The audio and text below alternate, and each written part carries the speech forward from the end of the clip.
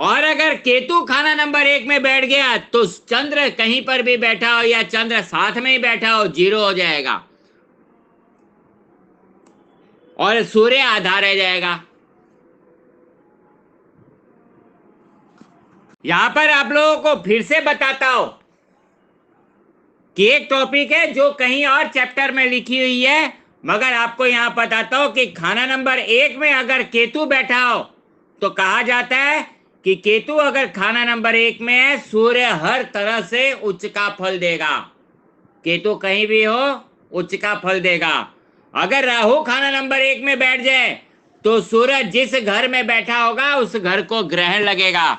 इसलिए ये बात यहां पर भी लागू होती है कि सूरज अगर खाना नंबर 1 में बैठ गया है तो यहां पर सूर्य खाना नंबर 1 के बैठने के वक्त चंद्रमा आधा रहेगा, राहु 1 के बैठने के वक्त सूरज 0 हो जाएगा और चंद्र आधा रह जाएगा। केतु बैठने के वक्त चंद्र आधा हो जाएगा, 0 हो जाएगा और सूर्य आधा पावर का रह जाएगा। खाना नंबर 2 धर्म स्थान भी है। धर्म स्थान यानी कि हमने धर्म स्थान के बारे में जाना था कि हमारे लिए धर्म स्थान वो है जिस जगह पर हमारा विश्वास है, एतिकाद है, जहां पर हम पाठ पूजा करते हैं, जहां पर हमारी श्रद्धा है, वो जगह हमारे लिए धर्म स्थान है। मुस्लिम के लिए धर्म स्थान है मस्जिद, हिंदू के लिए धर्म स्थान है मंदिर, क्रिश्चियन के लिए गिरजाघर, सिखों के लिए गुरुद्वारा। जिस इंसान के आसपास में इन चारों में से कोई जगह ना हो उसके लिए धर्म स्थान होगा चौरस्ता, 4 रास्ता प्लस के साइन वाला, वो 4 रास्ता उसके लिए धर्म स्थान होगा।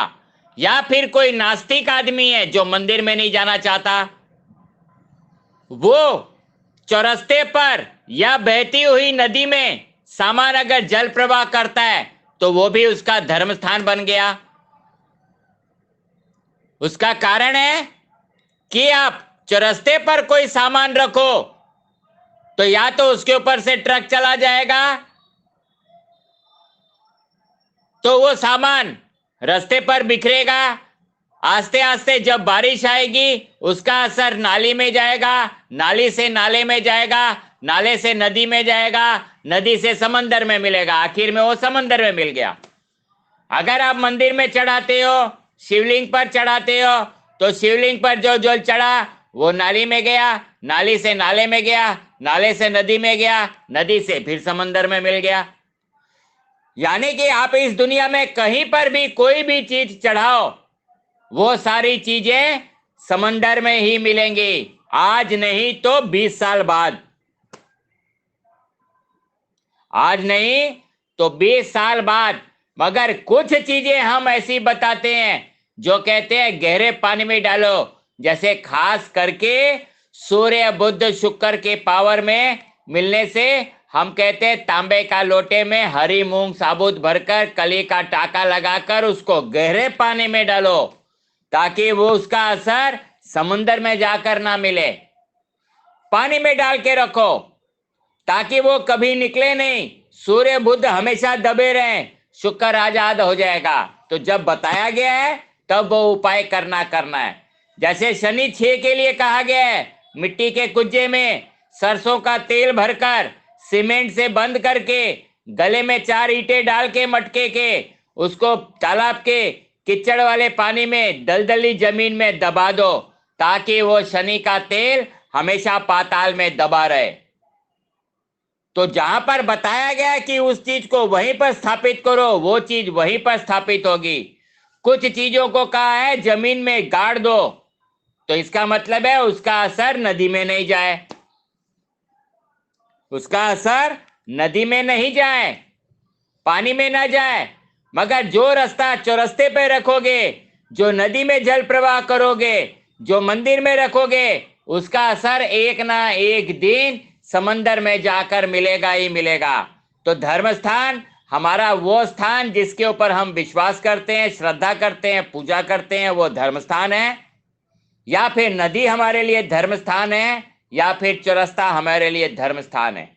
तो खाना नंबर 2 जो है वो धर्म स्थान है। और हमारा बुढ़ापा खाना नंबर 2 से देखते हैं। इसलिए कहा है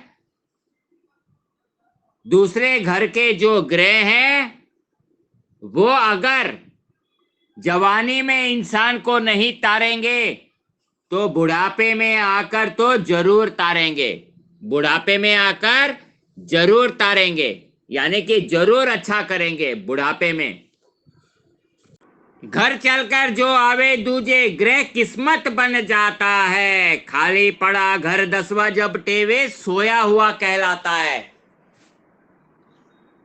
खाना नंबर 1 में जब ग्रह था और खाना नंबर 7 अगर खाली हो तो हम कहते हैं खाना नंबर 1 का ग्रह सोया हुआ है। ऐसे ही खाना नंबर 2 में ग्रह हो, खाना नंबर 6 खाली हो तो हम कहते हैं खाना नंबर 2 का ग्रह सोया हुआ है। मगर अगर खाना नंबर 2 में ग्रह हो, खाना नंबर 10 खाली हो तो भी खाना नंबर 2 का ग्रह सोया हुआ है और खाना नंबर 2 का घर भी सोया हुआ होगा। भले खाना नंबर 6 में ग्रह हो। इसलिए कहते हैं कि खाली पड़ा घर 10 जब टेवे सोया हुआ कहलाता है। घर सोया हुआ कहलाया जाएगा। घर चलकर जो आवे दूजे ग्रह किस्मत बन जाता है। खाली पड़ा घर जब 10 टेवे सोया हुआ कहलाता है। बुनियाद समंदर ग्रह 9 के होते। बुनियाद समंदर ग्रह 9 के होते। पहाड़ ऊंचा घर 2 का हो। असर ग्रह दूजे बैठे जेर असर बृहस्पति गुरु साया हो। खाना नंबर 2 में जो भी ग्रह होंगे या खाना नंबर 9 जिसको एक समंदर माना गया है। समंदर कैसा? समंदर पानी का। खाना नंबर 9 भी समंदर है, खाना नंबर 4 भी समंदर है। खाना नंबर 9 के समंदर के ऊपर से मानसूनी हवाएं निकलेंगी। वो हवा निकलेगी जो समंदर के पानी की भाप को लेकर जाएगी। खाना नंबर 2 जो पहाड़ माना गया है उस पहाड़ पर जाकर टकराएगी और पहाड़ पर बारिश करेगी। मगर पहाड़ पे पानी रुकेगा नहीं, वो पानी आएगा नीचे। कहाँ? खाना नंबर 4 में जमा होगा। खाना नंबर 4 भी समंदर है। तो खाना नंबर 2 की जो बुनियाद है वो भी खाना नंबर 9 है। क्योंकि खाना नंबर 2 पर यानी कि पहाड़ पर तब बारिश होगी जब खाना नंबर 9 में पानी होगा। खाना नंबर 9 में पानी होगा तो ही खाना नंबर 9 से जो हवा निकलेगी उसमें पानी की बूंदें भाप होगी, वो जाकर पहाड़ पर टकराएगी। मगर खाना नंबर 9 अगर सूखा होगा तो काय की पहाड़ पर बारिश और काय का खाना नंबर 4 में पानी जमा होगा। खाना नंबर 2 हमेशा 9 ही ग्रहों यानी कि सारे ग्रहों खाना नंबर 9 का भी जो एक समंदर माना गया है उसकी बुनियाद होगा। और खाना नंबर 2 उसकी बुनियाद जो है वो खाना नंबर 4 है। वो खाना नंबर 4 है। खाना नंबर 2 की बुनियाद खाना नंबर 4 होगा। यानी कि खाना नंबर 2 की बुनियाद खाना नंबर 9 के ग्रह और खाना नंबर 2 खाना नंबर 4 की बुनियाद। तो खाना नंबर 4 की बुनियाद खाना नंबर 2, खाना नंबर 2 की बुनियाद खाना नंबर 4, ये तीनों आपस में मिले हुए हैं। तो खाना नंबर 2 अगर देखना है तो खाना नंबर 9 भी देखना है, खाना नंबर 4 भी देखना है, खाना नंबर 6 भी देखना है। हवा बारिश जो 9 से चलती, टक्कर दूजे पर खाती हो। 8 पड़ा घर जब तक खाली, असर भला ही देती हो। अब इसका मतलब है कि खाना नंबर 9 से जो भी हवा की बारिश चलेगी या बारिश वाली हवा चलेगी या ऐसी मानसूनी हवा चलेगी जिस हवा में पानी की बूंदें हों, टक्कर दूजे पर खाती हो। खाना नंबर 2 पर जाकर टक्कर मारेगी, पहाड़ पर टकराएंगी वो हवाएं। 8 पड़ा जब तक खाली, असर भला ही देती हो। जब तक खाना नंबर 8 खाली होगा, खाना नंबर 2 के ग्रहों का असर अच्छा ही होगा। असल में खाना नंबर 8 देखते हैं खाना नंबर 2 को, करेक्ट। खाना नंबर 2 देखते हैं खाना नंबर 6 को। तो खाना नंबर 2 में खाना नंबर 8 का और खाना नंबर 6 का भी असर मिला होता है। खाना नंबर 2 जो है 8 से भी कनेक्टेड है, खाना नंबर 2 जो है 6 से भी कनेक्टेड है। खाना नंबर 8 से दृष्टि खाना नंबर 2 में आती है, खाना नंबर 2 से दृष्टि खाना नंबर 6 में जाती है। इसलिए अगर खाना नंबर 8 खाली हो, खाली पड़ा घर 8 जब टेवे, असर भला ही देती हो, तो खाना नंबर 2 का असर अच्छा ही होगा। खाना नंबर 8 खाली होना चाहिए। मगर अगर खाना नंबर 2 जन्म कुंडली में खाली है, आपकी जन्म कुंडली में खाना नंबर 2 खाली है, तो सबसे बेस्ट है। खाना नंबर 2 अगर खाली है आपकी जन्म कुंडली में, तो सबसे बेस्ट कुंडली है। उसका कारण है खाना नंबर 8 में अगर ग्रह होंगे भी तो खाना नंबर 2 खाली है तो उसका असर पहुंचेगा ही नहीं, क्योंकि तीर तो चलेगा खाना नंबर 8 से, मंदा घर है, तीर तो चलेगा, मगर खाना नंबर 2 पर तीर करेगा क्यों? क्या वहां पर शिकार है ही नहीं, कोई ग्रह ही नहीं है। और खाना नंबर 2 अगर खाली है, खाना नंबर 2 खाली है तो खाना नंबर 6 में मंदा ग्रह होगा भी तो उसके ऊपर कोई असर ही नहीं होगा। इसलिए खाना नंबर 2 खाली हो तो आपकी कुंडली के 40% दोष खत्म हो गए। तो कहने का मतलब है कि खाना नंबर 2 अगर जन्म कुंडली का खाली है तो खाना नंबर 8 से मंदी हवा जाएगी नहीं, मंदा असर पहुंचेगा नहीं, तो खाना नंबर 6 पर भी मंदा असर नहीं आएगा। मगर मान लो खाना नंबर 8 भी मंदा है, खाना नंबर 2 अच्छा है, तो खाना नंबर 8 का ग्रह खाना नंबर 2 के अच्छे ग्रह में जाकर मंदा असर देगा, वहां से मंदा असर खाना नंबर 6 को भी आकर खराब करेगा। शुरू उम्र में असर दूजे का घर 6वें पर पड़ता हो। स्टार्टिंग की उम्र यानी कि जवानी की उम्र में खाना नंबर 2 का असर खाना नंबर 6 में जाता ही जाता है। जाती असर हो नेक जो अपना वक्त बुढ़ापे बढ़ता हो, तो खाना नंबर 2 का असर खाना नंबर 6 में जाता है और जवानी में उसका असर बढ़ता है, मगर बुढ़ापे में खाना नंबर 2 के ग्रहों का पूरा पूरा असर मिलता है। अच्छा फायदा खाना नंबर 2 का बुढ़ापे में मिलता है। घर दूसरे के ग्रह जो जागे वह मुसीबत में, बुढ़ापे में खाना नंबर 2 में जो भी आपके ग्रह हैं वो सारे के सारे आपको फल देंगे, अच्छा फल देंगे। बुढ़ापा मतलब 51 के बाद, सारे ग्रहों की उम्र के बाद 51 में इंसान बुढ़ा हो जाता है मेरे ऐसा।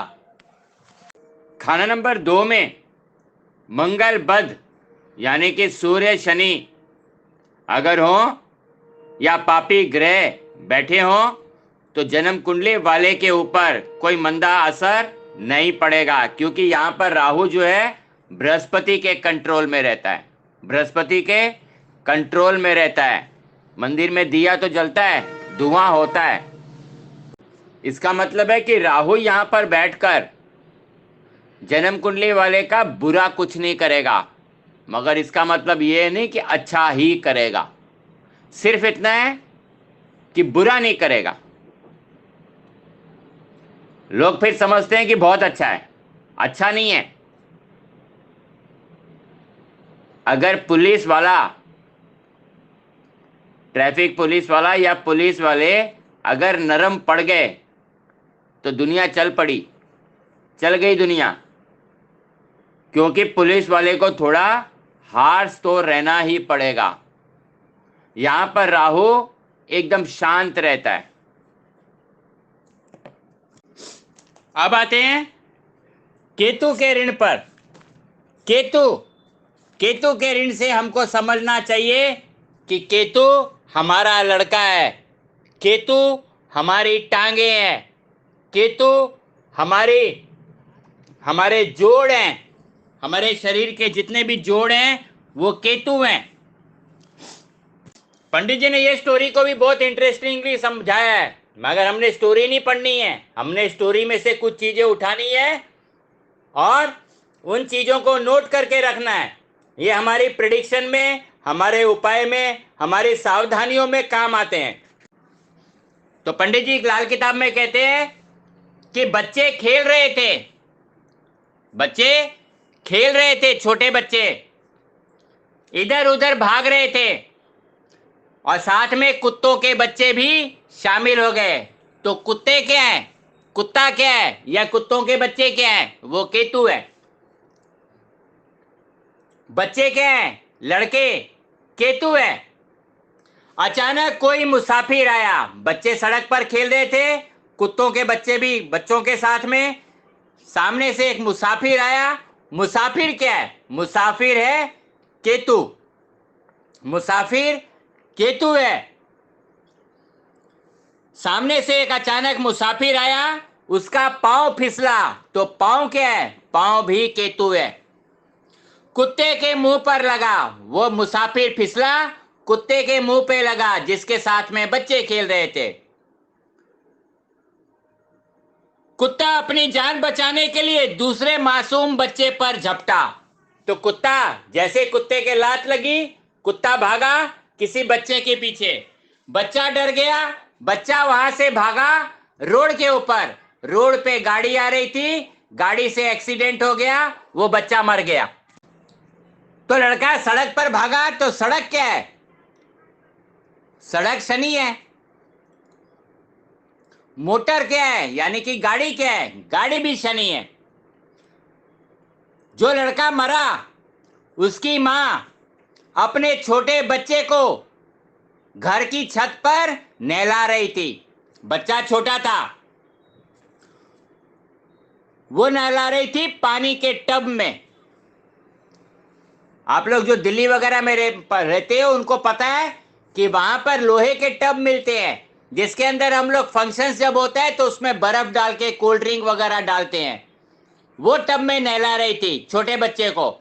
जैसे ही उसको पता चला कि नीचे सड़क पर उसका लड़का मर गया है, वो उस नहलाते हुए बच्चे को छोड़कर नीचे भागी। और ठीक उसी छत पर उसका एक तीसरा लड़का खेल रहा था। उसको भी जब पता चला कि मां नीचे गई है, तो वो नीचे छत के कोने से नीचे देखने लगा। उसका बैलेंस बिगड़ा, वो लड़का भी छत से नीचे गिरकर मर गया। तो मां नीचे पहुंची तो एक लड़का गाड़ी के नीचे आकर मरा था, दूसरा लड़का जो छत से नजारा देखने के लिए नीचे झुका, बैलेंस बिगड़ा, वो भी मर गया। वो मां उन दोनों बच्चों को उठाकर छत पे आई, तो छत पे देखा जिस बच्चे को छोड़ के गई थी वो बच्चा छोटा था, पानी से खेलने के लिए टब के अंदर झुका, पैर उठ गया और वो टब के अंदर गिरकर वो भी मर गया। तो एक मां के 3 लड़के 1 सेकंड में मर गए। एक रास्ते पर खेलते हुए, दूसरा छत से देखते हुए नीचे गिरा। जब मां दोनों को लेकर ऊपर आई तो सामने तीसरा लड़का भी मरा हुआ था। तो माता का छोड़ा हुआ बच्चा पानी के बर्तन में लेटकर डूब गया, मर गया। छत से गिरा हुआ लड़का गिरते ही दम के दम में मर गया। मोटर के नीचे आई हुई लाश और छत से गिरे हुए बच्चे को उठाकर जब मां ऊपर पहुंची तो देखा सबसे छोटा भाई तो पानी में ही अपनी नींद से करवट लंबी कर चुका है, मर गया। माता की टांगे फूल गई। टांगे क्या है? पैर क्या है? केतु। किसी का सलाह मशवरा काम नहीं आया। सलाह मशवरा यानी कि किसी से राय लेते जो है ना, वो राय जो है, सलाह मशवरा जो है, वो भी केतु है। तो आपका केतु अगर अच्छा होगा तो आपको किसी की सलाह भी अच्छी मिलेगी। अगर केतु खराब है तो सलाह भी गलत मिलेगी। इसलिए राहु का जो अचानक नुकसान होता है उसमें सलाह, किसी की सलाह से आप पैसा लगाते हैं, वो सलाह गलत होती है। इसलिए राहु में भी नुकसान होता है। उस बेचारी की रीढ़ की हड्डी, तो रीढ़ की हड्डी क्या है? वो भी केतु है। रीढ़ की हड्डी केतु है। शरीर का नीचे का हिस्सा, रीढ़ की हड्डी से लेकर नीचे का हिस्सा केतु है। सर जो है राहु है। मगर सर और रीढ़ की हड्डी के बीच में जो गर्दन की हड्डी है, जिससे हवा आती है, सांस आती है, वो बृहस्पति है। इसलिए लाल किताब कहती है राहु और केतु को मिलाने वाली गर्दन ये बृहस्पति है। तो राहु और केतु को जो मिलाने वाली चीज है वो बृहस्पति है। अभी 3 थे, अभी एक भी नहीं। अभी 3 थे, 3 लड़के थे, अभी 1 सेकंड में एक भी नहीं है। तीनों के तीनों मर गए। किसको कहें किसने मार दिया? अब किसको कहें किसने मार दिया? वो मुसाफिर ने मार दिया जो जिसका पैर फिसला था, या उस कुत्ते को कहे जो कुत्ता रोड पे भागा बच्चे के पीछे, या उस गाड़ी वाले को कहे कि उस गाड़ी ने ठोक दिया? किसको कहें कि तीनों बच्चे उसके कारण मरे हैं? खानदान में किसी के तो नर औलाद हुई नहीं। अगर केतु मंदा होगा तो खानदान में किसी के नर औलाद यानी कि लड़का होगा नहीं। किसी के होकर मरती गई। अगर किसी के लड़का होकर मर रहा है तो उसका मतलब है केतु मंदा है कहीं।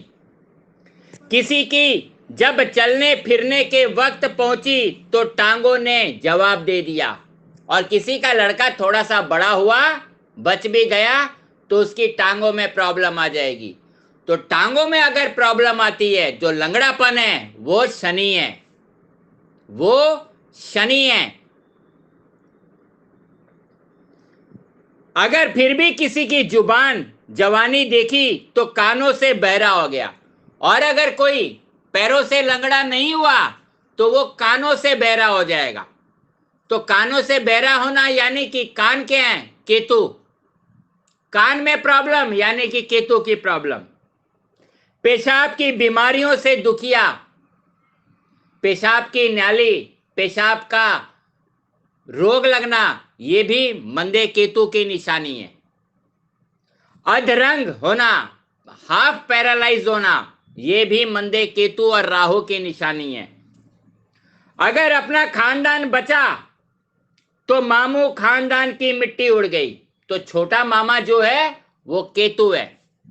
छोटा मामा केतु है। आगे एक चैप्टर आएगा जिसमें हर खाने के हिसाब से, हर घेरे के हिसाब से मैं आपको रिश्तेदारियां बताऊंगा कि बृहस्पति 1 में होगा तो कौन सा रिश्तेदार, बृहस्पति 2 में होगा तो कौन सा रिश्तेदार, बृहस्पति 11 में है तो कौन सा रिश्तेदार, बृहस्पति 6 में है तो कौन सा रिश्तेदार, केतु 1 में है तो कौन सा रिश्तेदार।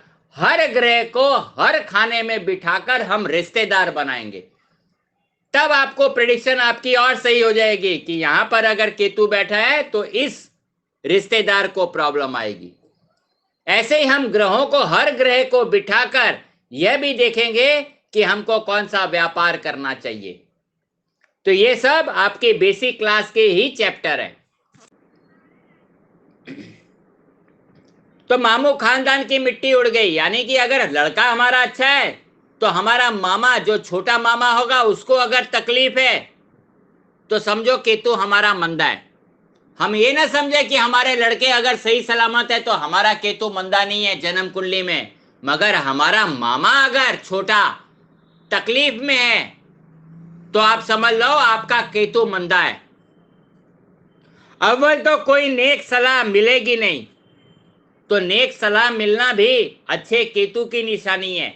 अगर आपको अच्छी सलाह नहीं देने वाला कोई मिल रहा है, हमेशा गलत सलाह मिल रही है, आप किसी के चक्रों में पड़कर पैसा लगाते हो, नुकसान होता है, तो ये मंदे राहु और केतु दोनों की निशानी है। लेकिन अगर किसी पर एतबार किया, एतबार का मतलब है विश्वास करना, और अगर किसी पर विश्वास किया तो उसने गुमराह करके कोई ना कोई तूफान खड़ा कर दिया। तो तूफान क्या है? राहु। अगर हमने किसी पे विश्वास कर लिया और पैसे दे दिए तो पैसे चले गए, तो हमारे घर में तो तूफान आ गया। मगर अचानक धोखे, जंजाल, ये भी मंदे राहु और केतु। जब केतु मंदा होगा तो राहु भी मंदा होगा, राहु मंदा होगा तो केतु मंदा होगा, क्योंकि दोनों एक साथ ही बैठते हैं। जब भी कोई राहु कहीं पर बैठता है ठीक 7वें घर में केतु होगा। अगर राहु मंदा, राहु नीच का तो केतु भी नीच का। राहु अगर खाना नंबर 12 में है तो केतु खाना नंबर 6 में है, दोनों नीच के। राहु अगर 9 में है तो केतु 3 में, दोनों नीच के। मगर उस अचानक धोखे, जंजाल, दुनिया की दो रंगों की मंदे नतीजे, दो रंगों के मंदे नतीजे, दो रंग के मंदे नतीजे मतलब केतु है ही दो रंग का, काला और सफेद। केतु दो रंग का है, काला और सफेद। जिस भी चीज में काला सफेदपन आ जाए वो केतु है। ऐसे ही अगर अभी एग्जांपल दे देता हूं एक उपाय का, अगर आप में से किसी का केतु खाना नंबर 11 में है तो हम कहते हैं घर में संगमरमर का चकला रखना है, ऐसा चकला जो काला सफेद हो। बहुत कम मिलता है, या तो मार्बल व्हाइट मिलेगी या काली मिलेगी। वो काला सफेद मार्बल आपको ढूंढना है, उसका चकला बनाना है गोल, और उसके नीचे 3 टांगे लगानी है केतु की। वो चकला केतु का होगा। 4 टांगे होंगी वो केतु नहीं होगा। मंदे नतीजे और हर दो रंग में मंदगी के पहलू की बुनियाद का सुराग न पता न चलेगा। यानी कि आपके केतु दो रंगी चाल होगी, अच्छा है बुरा है आपको पता नहीं चलेगा।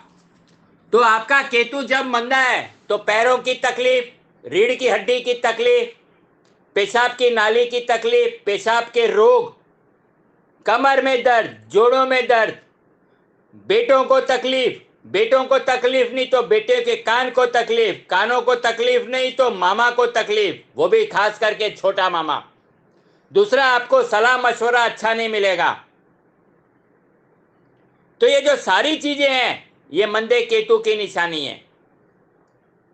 और केतु का अब उपाय क्या करना है? केतु का उपाय यही है कि सारे खानदान से पैसा लो, जमा करो, एक ही दिन में उससे खाना बनाओ और 100 कुत्तों को एक ही दिन में खाना खिलाना है। 100 कुत्तों को एक ही दिन में खाना खिलाना है। अब खाना आप कुछ भी बनाकर खिलाओ। तो दोस्तों ये तो हमारा था पितृ ऋण का चैप्टर। मैंने आपको पहले कहा था कि ये लंबा चलेगा, क्योंकि लंबा चलने के हिसाब से अगर मैं सोचूं कि नहीं इसको शॉर्टकट कर दूं तो शॉर्टकट नहीं करना था, आपको पूरा का पूरा वैसे ही कथा सुनानी थी जैसी किताब में लिखी है। इसमें से हमने पॉइंट्स निकालने थे। मैं आपको ज्यादा से ज्यादा पॉइंट इसलिए बताता हूं कि मैं जितना बताऊंगा मुझे पता है आप उसको छोटा ही लिखोगे, थोड़ा लिखोगे। तो जितना ज्यादा बताऊंगा आप उतना ज्यादा अपने हिसाब से लिखोगे जो आपको काम आएंगे। अब आपके सामने पितृ ऋण की कुंडली है तो एक कुंडली को देखकर आपने पितृ ऋण का उपाय नहीं करना है। कम से कम उस खानदान में 3-4 कुंडलियों में ऐसे सिम्टम्स होने चाहिए। किसी की कुंडली में राहु है, किसी में केतु है, किसी में बृहस्पति है, किसी में चंद्र है, तो पितृ ऋण का उपाय ना करें। मगर बहुत से हमारे ऐसे लाल किताब के ज्योतिष हैं जो हर कुंडली में पितृ ऋण ढूंढ लेते हैं। हर कुंडली में खाना नंबर 2, 5, 9, 12 में भले ही कोई बैठ गया हो मंदाग्रह, बोलेंगे पितृ ऋण का उपाय कराओ और लाखों रुपए ले लेते हैं। लाखों रुपए ले लेते हैं और कहते हैं तुम्हारा पितृ ऋण का उपाय हम करेंगे। पितृ ऋण का उपाय आप जन्म कुंडली वाले को करने के लिए बोलो। मैंने आज तक पितृ ऋण का कभी कोई उपाय नहीं करवाया। आज तक मैंने 12 से 13 हजार कुंडलियां देख चुका हूं। पितृ ऋण का उपाय मैंने मुश्किल से 4-5 लोगों का करवाया होगा, खानदानी उपाय जिसको बोलते हैं। इससे अच्छा आप जन्म कुंडली के नॉर्मल उपाय कराओ। पितृ ऋण आपको बताने के लिए कि क्या है, इसके अंदर से सिम्टम्स लेने थे, इसलिए ये चैप्टर पढ़ाया, ना कि उपाय करवाने के लिए। आप पितृ ऋण के पैसे कमाने के लालच में अगर आ जाओगे, लाल किताब 4-5 साल तक आपका साथ देगी, उसके बाद नहीं देगी। पिछले 32 साल से कर रहा हूं, कितने लाल किताबी आए, कितने लाल किताबी गए, कितने मेरा नाम भूल गए, कितनों का मैं नाम भूल गया। हर साल अच्छे अच्छे लाल किताबी आते हैं ये सोचकर कि हम दुनिया का भला करेंगे, मगर जैसे जैसे उनको लाल किताब का ज्ञान मिलते जाता है वो पैसे कमाने के पीछे लग जाते हैं। लाल किताब का मतलब है आप एक ब्लड रिपोर्ट दे रहे हो। जन्म कुंडली आई किसी की, आपने ब्लड रिपोर्ट देनी है कि भैया आपको बीमारी है या नहीं है।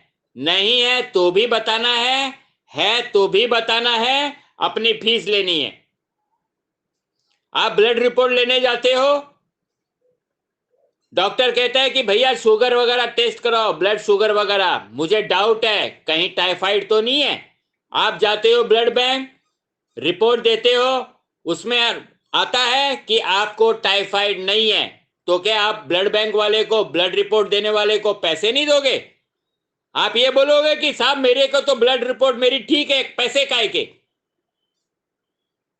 अगर सामने वाले की जन्म कुंडली में सब कुछ अच्छा है तो भी मैंने फीस लेनी है, और अगर ब्लड रिपोर्ट में आता है कि टाइफाइड है तो भी ब्लड रिपोर्ट देने वाले ने पैसे लेने हैं। ऐसे ही अगर किसी को परेशानी है, किसी की जन्म कुंडली में कोई दोष है, उसके बताने के भी मैं पैसे लूंगा। और अगर कोई परेशानी नहीं है तो मैं उसको बोलूंगा भैया उपाय करने की इतनी जरूरत नहीं है, मगर मेरी 2500 की फीस दो आप। अब कुछ लोगों को यह होता है कि जन्म कुंडली दी है मगर भैया हमको कम से कम 12-15 उपाय चाहिए। इसके अंदर ये जो 2500 हम आपको दे रहे हैं, इसमें हमको करोड़पति भी बनाओ, हमारी लड़की को डॉक्टर भी बनाओ, हमको एक बड़ा सा मकान भी दिलाओ, हमारा सारा कर्जा चुकता कर दो। मेरे पति ने जो नाटकबाजी आज तक की है, जो लोगों से पैसा लिया है, जो बिजनेस में नुकसान किया है, वो सारा खत्म करवा दो। मेरे सास ससुर को घर से निकाल दो, मेरी जेठानी को इस दुनिया से उठा दो। ये 2500 में सारी प्रॉब्लम सॉल्व करो आप। ऐसे नहीं होता है। ज्योतिष का मतलब है आपने जन्म कुंडली की रिपोर्ट देनी है, ना कि उसकी इच्छाओं को पूरा करना है। सामने वाले की इच्छाओं को पूरा करने के लिए अगर आप ज्योतिष बने हो तो आप गलत लाइन में आए हो। खाना नंबर 1 के लिए कहा गया है, कुंडली का खाना नंबर 1 यानी कि लगन, पक्का घर। खाना नंबर 1 कहा है शाह सलामत, शाह सलामत, तख्ते बादशाही, हुजूर के कदम मुबारक। यानी कि खाना नंबर 1 में जो भी ग्रह बैठेगा वो उस राजा की तरह होगा जो तख्त पर बादशाह के जैसे बैठे। जैसे कोई राजा अपने सिंहासन पर बैठता है। और खाना नंबर 1 में जो भी ग्रह आएगा उसके कदम मुबारक हैं। यानी कि खाना नंबर 1 का ग्रह, एक ग्रह आ जाए, 2 आ जाए, 3 आ जाए, वो हमारे लिए राजा है और वो कुंडली के ऊपर राज करेंगे। उनका वर्चस्व, उनका प्रभाव पूरी कुंडली के ऊपर उनका ही प्रभाव रहेगा। इसलिए वैदिक वाले भी लगन को बहुत महत्व देते हैं और शान से कहते हैं हमारा लगन में ये ग्रह बैठे हैं। तो लाल किताब कहती है घर पहला है तख्त हजारी, ग्रहफल राजा कुंडली का। तो खाना नंबर 1 में जो भी ग्रह आ जाए वह तख्त पर हाजिर होने वाले के समान होता है। तख्त हजारी जो यहां पर बैठा हुआ है, ग्रहफल राजा कुंडली का। तो खाना नंबर 1 में जो भी ग्रह बैठते हैं वो ग्रह फल के बैठ जाते हैं और ग्रह फल के बन जाते हैं। ज्योतिष में इसे लगन भी कहते। वैदिक ज्योतिष, ज्योतिष में मतलब वैदिक ज्योतिष में इस खाने को लगन भी कहते हैं। झगड़ा जहां रूह माया का, रूह यानी कि आत्मा, माया यानी कि शरीर। तो ज्योतिष में इसे लगन भी कहते। झगड़ा यहां रूह माया का और यहीं से आत्मा और शरीर का संबंध जुड़ जाता है। बच्चा पैदा हुआ वहीं से पूरे चक्कर कटेंगे, 12वें खाने में आके खत्म होंगे। हर 9 ग्रह हर खाने के हिसाब से चलते चलेंगे और जैसे ही 12 9 108 होगा इंसान की उम्र खत्म। उच्च बैठे ग्रह उत्तम कितने, दस्ती लिखा ख्वाह विधाता हो। ऊंच बैठे, जन्म कुंडली में कितने भी ग्रह उच्च के बैठे हो, जन्म कुंडली में कितने भी ग्रह उच्च के बैठे हो और वो अच्छी किस्मत भले ही लिखा कर लाया है, दस्ती लिखा यानी कि कहते ना पत्थर के ऊपर लिख दिया है, दस्ती लिखा कर आया है। ऊंच बैठे ग्रह उत्तम कितने, दस्ती लिखा ख्वाह विधाता हो। भगवान ने पत्थर पे लिख दिया है कि तेरी किस्मत इतनी अच्छी होगी, तेरे जन्म कुंडली में इतने ग्रह उच्च के हैं। खाली पड़ा घर 7 जब टेवे, खाना नंबर में 1 ग्रह हो, 2 हो, 3 हो। खाली पड़ा घर 7 जब टेवे, अगर खाना नंबर 7 अगर खाली है, शक की असर कुल ग्रह का हो। तो खाना नंबर 1 में कितने भी ग्रह बैठे हो और कितने भी जन्म कुंडली में उच्च के ग्रह बैठे हो, सारे के सारे ग्रहों का असर शक्की होगा। शक्की का मतलब अच्छा होगा या बुरा होगा ये किसी को पता नहीं चलेगा। कुल ग्रह का मतलब है सारे ग्रह, कुल यानी कि टोटल। सारे ग्रहों का असर 0 हो जाएगा, शक्की हो जाएगा। अच्छे हैं बुरे हैं कुछ पता नहीं चलेगा, कोई डिसीजन नहीं लगेगा। ऊंच बैठे ग्रह उत्तम कितने, दस्ती लिखा विधाता हो। खाली पड़ा घर 7 जब टेवे, शक के असर कुल ग्रह का हो। लगन बैठा ग्रह तख्त नशीनी, राजशाही जब करता हो। लगन में बैठा हुआ ग्रह तख्त नशीनी, तख्त के ऊपर बैठकर वो सारे ग्रहों को देख रहा है, पूरी जन्म कुंडली को देखता है। तख्त नशीनी राजशाही जब करता है, तो लगन में बैठा हुआ ग्रह राजा है जन्म कुंडली का, राजशाही करेगा। आंख गिना घर 8 है उसकी, 11 से हरदम चलता हो। तो खाना नंबर 1 में जो ग्रह बैठा है वो खाना नंबर 7 के ग्रह को देख रहा है खाना नंबर 1 में जो ग्रह बैठा है राजा बनकर, वो खाना नंबर 7 को देख रहा है, मगर उसको देखने के लिए खाना नंबर 1 को खाना नंबर 8 के ग्रह को भी इस्तेमाल करेगा, क्योंकि देखता तो है, वो रोशनी तो है वहां पर जाती, मगर उस रोशनी की जो आंख है वो खाना नंबर 8 में बैठे हुए ग्रह की है। तो खाना नंबर 1 से जब 7 देखेंगे तो बिना 8 के हम 7 पर नहीं जा पाएंगे। तो खाना नंबर 7 को देखने के लिए 8 का भी असर मिलेगा। तो खाना नंबर 8, 8 गिना घर आंख है उसकी, 11 से हरदम चलता हो। तो खाना नंबर 1 की दृष्टि जब 7 पर जाएगी तो 8 और 11 भी साथ में मिलेंगे, क्योंकि खाना नंबर अगर 8 देखने की ताकत है, यानी कि लाल किताब में कहा है खाना नंबर 8 फोकसिंग लेंस है, और खाना नंबर 11 उसका रेगुलेटर है।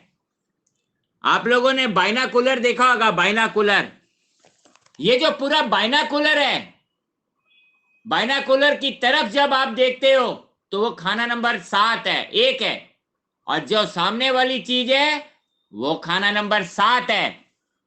मगर जब आप बाइनाकुलर में से देखते हो तो उसका जो फोकसिंग लेंस है आगे, वो जो है वो खाना नंबर 8 है, मगर उसको जब आप आगे पीछे करते हो, यानी कि उसको रेगुलेट करते हो, तो आपका जो हाथ घूमता है वो खाना नंबर 11 है। तो आप अगर फोकसिंग लेंस को आगे पीछे करोगे तब जाकर आपको वो सामने वाली दूर की चीज क्लियर दिखती है। यानी कि अगर आपको सामने वाली दूर की चीज को क्लियर देखना है तो आपको बाइनाकुलर का फोकसिंग लेंस भी चाहिए और उसको एडजस्ट करने का तरीका भी चाहिए। तो खाना नंबर 8 अगर फोकसिंग ग्लास है, खाना नंबर 11 रेगुलेटर है, तो खाना नंबर 1 उसका लेंस है। तो खाना नंबर 1 देखने के लिए, खाना नंबर 1 से खाना नंबर 7 को देखने के लिए हमको 8वें घर को और 11वें घर को भी कंसीडर करना पड़ेगा,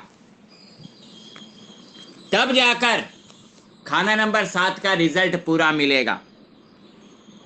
अकेला तख्त पर बहुत हो 7वें, अकेला तख्त पर बहुत हो 7वें, इसका मतलब है खाना नंबर 1 में 1 ग्रह हो, अकेला तख्त पर, तख्त क्या, खाना नंबर 1, खाना नंबर 1 में 1 ग्रह बहुत हो 7वें, और खाना नंबर 7 में 2 या 2 से ज्यादा हो।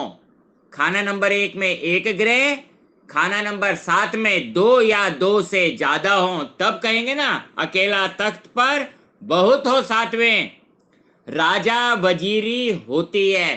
तो खाना नंबर 1 में जो राजा बैठा है उसके 2 वजीर हो जाएंगे अगर खाना नंबर 7 में 2 ग्रह बैठेंगे। अगर खाना नंबर 7 में 3 ग्रह बैठ गए तो एक राजा के 3 वजीर। खाना नंबर 7 में अगर 4 ग्रह बैठ गए, खाना नंबर 1 में 1 ग्रह बैठ गया, तो एक राजा के 4 वजीर। वजीर क्या होते हैं? वजीर होते हैं सलाहकार। अकेला तख्त पर बहुत हो 7वें, राजा वजीरी चलती है, राजा वजीरी चलती है, यानी कि राजपाट अच्छा चलेगा। राजा अपने वजीरों से सलाह लेगा कि आगे कैसे राज चलाया जाए, कैसे कमाई बढ़ाई जाए, कैसे रेगुलेट किया जाए, कैसे शासन किया जाए, सब कुछ। उलट मगर जब टेवे बैठे, उलट मगर टेवे बैठे, इसका मतलब है कि पहले तो खाना नंबर 1 में 1 ग्रह था, 7 में 4 ग्रह थे, मगर उल्टा हो जाए, खाना नंबर 1 में 4 ग्रह बैठ जाए और खाना नंबर 7 में 1 हो जाए, तो इसका मतलब है तख्त पे 4 राजा बैठे हैं और खाना नंबर 7 में 1 ही वजीर है, तो 4 राजा के 1 वजीर। उलट मगर जब टेवे बैठे जड़ 7वें की कटती है तो खाना नंबर 7 में जो भी ग्रह बैठेगा वो मारा जाएगा, उसकी चीजों का नुकसान होगा, उसके संबंधित रिश्तेदारों से नुकसान होगा, उनको नुकसान होगा, उससे संबंधित सारी चीजों का नुकसान होगा। अगर खाना नंबर 1 में 4 ग्रह बैठ जाए, 2 बैठ जाए और खाना नंबर 7 में 1 बैठ जाए। इसका एक एग्जाम्पल देता हूं। एक राजा तो 4 वजीरों को संभाल सकता है, मगर 4 राजा एक वजीर का दिमाग खराब कर देंगे। आप लोगों ने एक पिक्चर देखी होगी, बावर्ची। बावर्ची फिल्म में हीरो था राजेश खन्ना, हीरोइन थी जया भाद्री। तो उस पिक्चर में बावर्ची की हालत कैसे खराब होती है। उस घर में 4 लोग होते हैं जो सुबह सुबह ऑर्डर देते हैं। एक कहता है राजेश खन्ना को, जा मेरे कपड़े प्रेस करके ला। एक बोलता है मेरा टूथपेस्ट ला। एक बोलता है मेरा नाश्ता बना। एक बोलता है मेरा दवाई ला। तो यानी कि 4 राजा मिलकर एक वजीर की हालत खराब कर देते हैं। और अगर एक राजा हो 4 वजीर हो तो ये हालत अच्छी है, मगर 4 ग्रह अगर लगन में है और खाना नंबर 7 में 1 है तो ये उलट हालत हो जाएगी, खराब हो जाएगी। 7वें घर में जो भी ग्रह बैठा होगा उसकी चीजों का नुकसान होगा। यानी कि खाना नंबर 1 में खाना नंबर 7 से ज्यादा ग्रह जब बैठ गए तब 7वें घर में जो भी ग्रह बैठे होंगे सबकी हालत खराब। अगर खाना नंबर 1 में 4 ग्रह बैठे हैं, खाना नंबर 7 में 3 ग्रह बैठे हैं, तो खाना नंबर 3 के ग्रह भले ही उच्च के हों या पक्के घर के हों या अपनी राशि के हों, तीनों की हालत खराब हो जाएगी। खाना नंबर 7 में मान लो शनि बैठा है उच्च का, हालत खराब होगी, क्योंकि खाना नंबर 1 में 4 ग्रह बैठे हैं। खाना नंबर 7 में शुक्र बैठा हो, खुद की राशि है, पक्का घर है, मगर खाना नंबर 1 में अगर 4 ग्रह बैठ गए, यहां पर 3 है, तो शुक्र की भी हालत खराब। बुध बैठ जाए, पक्के घर का है, खाना नंबर 7 में, उसकी भी हालत खराब हो जाएगी अगर खाना नंबर 1 में 4 ग्रह बैठ गए। तो हमेशा खाना नंबर 7 में खाना नंबर 1 से ज्यादा ग्रह बैठे हो तो ही जन्म कुंडली अच्छी कहलाई जाएगी। ऊंच नीच जो गिने घरों के वह नहीं एक साथ लड़ते हैं। 17 की लड़ाई नहीं होगी। ऊंच नीच जो गिने घरों के वह नहीं एक साथ लड़ते हैं। एक साथ मतलब 17। खाना नंबर 1 और खाना नंबर 7 की लड़ाई खत्म हो जाएगी जब ऊंच नीच जो गिने घरों के।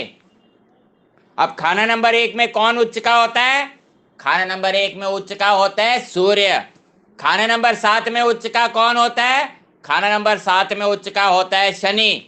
अगर सूर्य खाना नंबर 1 में बैठ जाए, शनि खाना नंबर 7 में बैठ जाए, इनकी आपस की दुश्मनी खत्म। क्यों खत्म?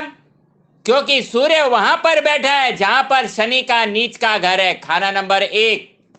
शनि वहां पर बैठा है जहां पर सूर्य का नीच का घर है, खाना नंबर 7। दोनों ने अपने नीच के घर अदली बदली कर लिए, आपस में बन गए साथी ग्रह। तो ये कुंडली हो गई साथी ग्रहों की कुंडली। अब दोनों में दुश्मनी खत्म, क्योंकि एक उसके घर में बैठ गया और एक उसके घर में बैठ गया। और अगर सूर्य अगर खाना नंबर 7 में हो, शनि खाना नंबर 1 में हो, तब भी इन दोनों ने एक दूसरे का घर बदल लिया। दोनों वहां पर बैठ गए जहां पर ये दोनों आपस में उच्च के होते हैं। शनि वहां पर बैठ गया जहां पर सूर्य उच्च का होता है, सूर्य वहां पर बैठ गया जहां पर शनि उच्च का होता है। ऐसे में दोनों का झगड़ा खत्म। तो ऊंच नीच जो गिने घरों के वह नहीं एक साथ लड़ते हैं। बाकी सब ग्रह झगड़ा करते, उम्र से भी चंद मरते हैं। बाकी सारे ग्रह यहां पर झगड़ा करेंगे, अपनी दोस्ती दुश्मनी कायम रखेंगे। सिर्फ सूर्य शनि खाना नंबर 1 7 में अगर हो तो ये आपस में झगड़ा नहीं करेंगे, इनकी दुश्मनी में शुक्र मारा नहीं जाएगा। अब लाल किताब कहती है कि जब खाना नंबर 11 खाली हो, वो कहा था ना कि अगर मंगल के अलावा खाना नंबर 1 में सूर्य बुध बैठ जाए या सूर्य शनि बैठ जाए तो खाना नंबर 1 खाना नंबर 11 को देखेगा।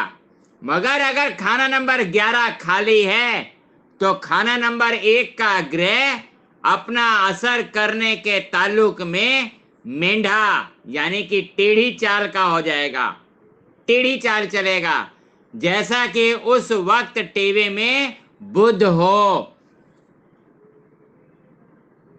इसी तरह जब नंबर 8 खाली होगा तो नंबर 10 वाले ग्रह की आंखों को रोकने के लिए कोई रुकावट नहीं होगी, वह खुद ही अपनी आंखों से देखभाल करता होगा। तो यहां पर खाना नंबर 10 भी आकर मिल गया। अब आप बोलोगे खाना नंबर 1 देखने के लिए इतने खाने देखने हैं, वो तो देखने ही है, क्योंकि खाना नंबर 1 की दृष्टि 7 पे जाती है। खाना नंबर 1 खाना नंबर 8 पर टक्कर मारता है। खाना नंबर 1 खाना नंबर 9 से हेल्प लेता है, यानी कि खाना नंबर 9 जो है बुनियाद है खाना नंबर 1 की। खाना नंबर 10 का ग्रह हमेशा धोखे का ग्रह होगा। खाना नंबर 11 इसलिए देखना है कि वो रेगुलेट करता है, कंट्रोल करता है। तो खाना नंबर 1 देखने के लिए 7, 8, 9, 10, 11 देखने पड़ेंगे। और आखिर में आपको एक बात बताऊं कि खाना नंबर 1 को देखने के लिए 5 को भी देखना पड़ेगा, कारण खाना नंबर 5 की बुनियाद खाना नंबर 1 का ग्रह। और खाना नंबर 1 को देखने के लिए खाना नंबर 12 और खाना नंबर 2 भी देखने पड़ेंगे, कारण खाना नंबर 12 और खाना नंबर 2 खाना नंबर 1 के पड़ोसी हैं। तो खाना नंबर 1 को जब देखते हो तो कम से कम आधी कुंडली तो पूरी देख लेते हो। इसलिए खाना नंबर 1 में बैठा हुआ ग्रह राजा होता है और इतनी प्रजा को कंट्रोल करता है। राजा बनना कोई आसान नहीं है। ऐसे ही जब खाना नंबर 1 में ज्यादा ग्रह हो, खाना नंबर 1 का मुंसिफ यानी कि न्यायकर्ता शुक्र होगा, जैसा कि वह जन्म कुंडली में हो। इस वक्त वह जन्म कुंडली में जैसा हो वैसा ही होगा। शुक्र की हालत देखनी पड़ेगी, क्योंकि खाना नंबर 7 कमजोर है। तो खाना नंबर 7 का जो राशि है वो है शुक्र, और पक्का घर भी है शुक्र, और गृहस्थी का घर है शुक्र। गृहस्थी का कारक भी शुक्र है, क्योंकि मर्द की कुंडली में औरत उसकी पत्नी शुक्र, औरत की कुंडली में शुक्र उसका पति, तो वहां पर शुक्र में ने अब जन्म कुंडली में शुक्र की हालत देखनी पड़ेगी।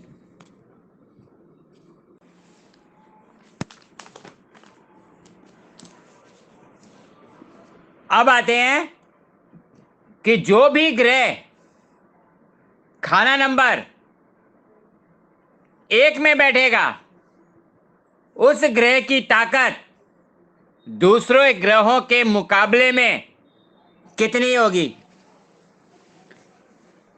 क्योंकि खाना नंबर 1 में अगर ग्रह राजा है तो उसकी ताकत भी होगी। तो अगर उसकी ताकत है तो खाना नंबर 1 में जो भी ग्रह है उसकी ताकत दूसरों के मुकाबले कितनी होगी। तो खाना नंबर 1 को कुंडली का तख्त कहते हैं, सिंहासन। इसलिए नंबर 1 में बैठा हुआ ग्रह तख्त का मालिक हुआ, हुक्मरान राजा। हुक्मरान राजा यानी कि हुक्म देने वाला। बृहस्पति के वक्त यानी कि बृहस्पति अगर खाना नंबर 1 में बैठा है तो ये ग्रह किसी से दुश्मनी नहीं करता। वैसे भी बृहस्पति किसी ग्रह से दुश्मनी नहीं करता, हवा किसी से दुश्मनी नहीं करती। सारे ग्रह बृहस्पति से ही दुश्मनी करेंगे।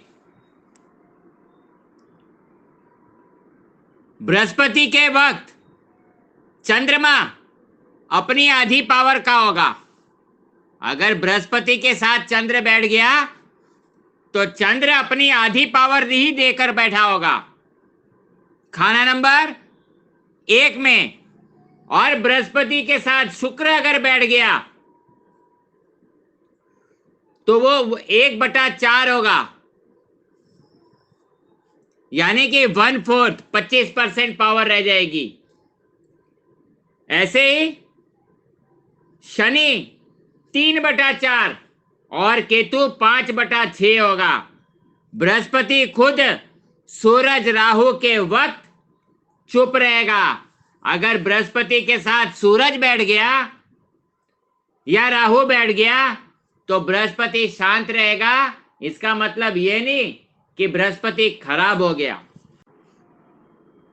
बृहस्पति खुद सूरज राहु के वक्त पूरा चुप रहेगा, मगर बुरे ग्रहों के साथ अपना आधा अरसा निस्फ अरसा यानी कि अपना आधा पीरियड, उसका पीरियड कब से? 16 साल से। 16 का आधा कितना? 8 साल हमेशा अच्छा रहेगा। और दुश्मनी का असर जो शुरू होगा वो 90 साल से शुरू होगा, 90 साल से लेकर 15 साल तक। अगर बृहस्पति के साथ सूरज राहु बैठ जाए तब। अगर सूरज खाना नंबर 1 में बैठ जाए तो यह ग्रह खुद कभी नीच ना होगा। उसका कारण है कि सूरज खाना नंबर 1 में बैठा है तो उच्च का है, तो खुद तो कभी नीच का होगा नहीं। शुक्र अगर खाना नंबर 1 में साथ में बैठ गया सूरज के तो शुक्र नीच हो जाएगा, शुक्र कमजोर पड़ जाएगा। मगर सूरज और शुक्र के मिलने से बुध पैदा हो जाएगा। सूरज और शुक्र के मिलने से बुध पैदा होगा, यानी कि फूल होंगे मगर फल ना होगा। केतु यहां पर सूरज के साथ आधा रह जाएगा, आधी पावर का। बुध भी आधी पावर का रह जाएगा। शनि दौलत के लिए 2/3 रह जाएगा और पिता के लिए 1/2 रह जाएगा, यानी कि आधा पावर का रह जाएगा। यानी कि मंदी हालत इनकी आधी हो जाएगी। पूरी दुश्मनी नहीं होगी सूरज के साथ, क्योंकि सूरज राजा है। राजा की ताकत कमजोर हो सकती है मगर राजा की अहमियत कम नहीं हो सकती। राजा पैसों में कमजोर हो सकता है, राजा की सत्ता जा सकती है, मगर राजा की अहमियत नहीं कम हो सकती। राजा हमेशा राजा ही रहेगा। आज इंडिया में 1947 के बाद सारे राजशाही घराने खत्म हो गए, मगर आज भी जो उस समय राजा थे आज भी प्रजा उनको राजा ही मानती है। फिर वो भले माधवराव सिंधिया हो, भले वो कश्मीर का राजा करण सिंह हो,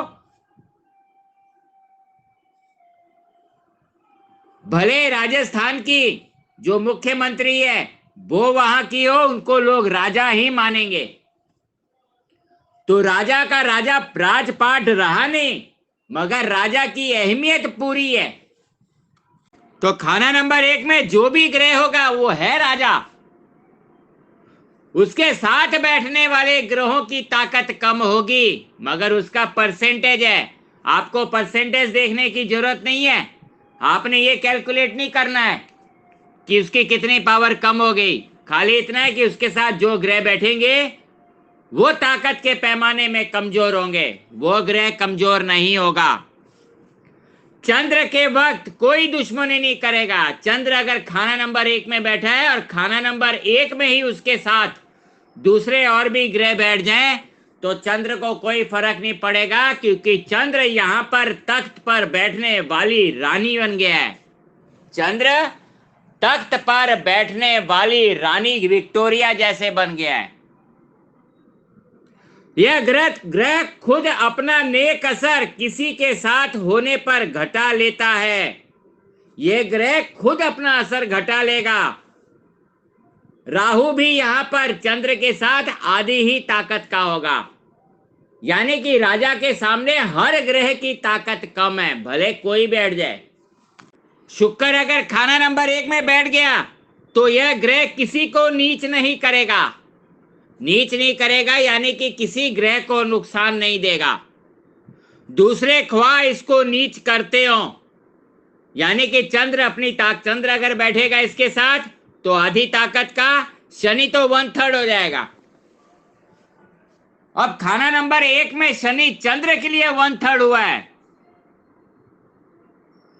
शनि शुक्र के लिए 1/3 हुआ है, चंद्र शुक्र के लिए आधी ताकत का रह गया है। मगर खाना नंबर 7 पर जब वो दृष्टि डालेगा तो पूरी डालेगा, पूरी दोस्ती दुश्मनी निभाएगा।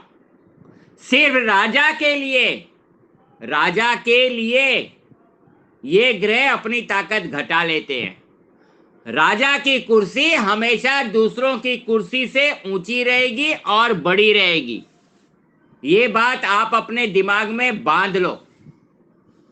शनि अगर खाना नंबर 1 में है तो चंद्र 1/3 रह जाएगा, केतु भी 1/2 रह जाएगा। अगर ये उनके साथ में बैठ गए, चंद्र शनि एक साथ बैठ जाएं या केतु शनि एक साथ बैठ जाएं, तो शनि की पावर कम नहीं होगी। बुध के वक्त 1/4 रह जाएगा शनि, केतु भी 1/2 रह जाएगा, चंद्र भी 1/2 रह जाएगा। यानी कि सबसे ज्यादा अगर किसी की ताकत होगी खाना नंबर 1 में तो वो सूर्य और बृहस्पति की होगी, सूर्य और बृहस्पति की ताकत होगी। बाकी सारे ग्रह यहां पर अपनी पावर को कम कर देते हैं, अपनी पावर को कम कर देते हैं। मंगल के वक्त शुक्र शनि मंगल बुध तीनों 1/3 रह जाएंगे, केतु बुध 1/2 रह जाएंगे, राहु 0 हो जाएगा। यानी कि मंगल अगर खाना नंबर 1 में बैठा है तो राहु जन्म कुंडली में कहीं पर भी बैठे मंदा हो ही नहीं सकता। राहु मंगल अगर खाना नंबर 1 में बैठ गया तो राजा हो गया। हाथी कितना भी पागल हो, मंगल के सामने दबेगा ही दबेगा। जब मंगल ही खाना नंबर 1 में राजा त्रास तख्त पे बैठ गए तो हाथी 0 ही हो जाएगा, राहु 0 होगा।